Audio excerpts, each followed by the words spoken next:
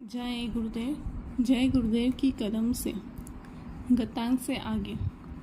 जैसा कहूँगा वैसा करोगे तो शिव नेत्र खुल जाएगा।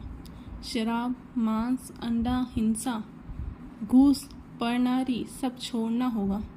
छोड़कर चले आओ और शिव नेत्र खुलवाओ। मानव अवतार केवल शिव नेत्र पाने के वास्ते मिला है। बिना नाम ध्वनि सुने हुए सूरत जग नहीं सकती है। सूरत को जगाना है तो मन को बस में करना होगा। मन ही सूरत का साथी और मोक्ष का सहयोगी है। सारे ग्रंथ मन को वश में करने के लिए लिखे गए हैं। साधना करना ही उत्तम है और गुरु की दया लेकर ही साधना करेगा तो उसकी तरक्की होगी।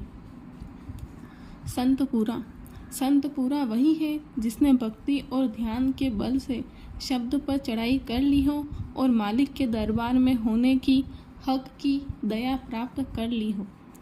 उसकी आत्मा पूर्ण धनी की आत्मा से मिलकर शब्द रूप हो जाती और सत्यलोक में संत सूरत नित्य आती जाती रहती है।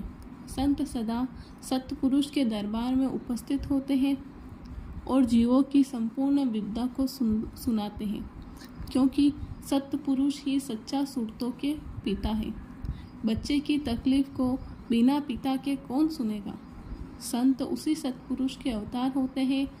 संतों का काम जीवों को प्रेम देना है और जो कर्म किए हैं उसको क्षमा करना, रास्ता देना, ध्यान, सुमिरन और भजन की युक्ति देना और जीवों की अनेक वासनाओं को तोड़ना, मालिक से अर्ज करते रहना ताकि जीव को सुगम रास्ता मिले और जल्द अपने घर में पहुँचे।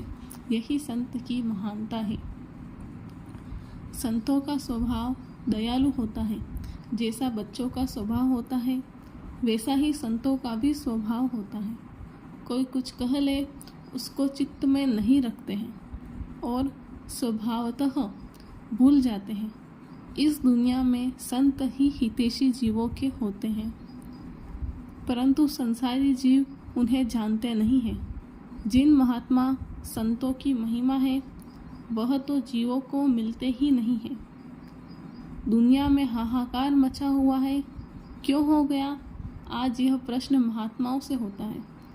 राज्य से पूछो और उसी के पास जाओ। तुमने उसी की स्वाधीनता को महत्व दिया है और महात्माओं को लाखों कोस दूर कर दिए हैं। अब केवल प्रश्न करने आए हो कि हाहाकार तुम्हारे अहम भाव से मच गया है।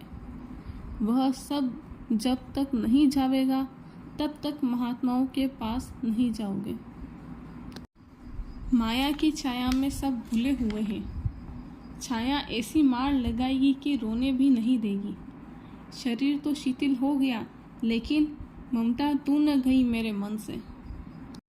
सहजो गुरु पर प्रताप से ऐसो जान पड़ी, नहीं भरोसा सांस का आगे मौत खड़ी। संतों का प्रादुर्भाव धराधाम पर जीव कल्याण के लिए होता है।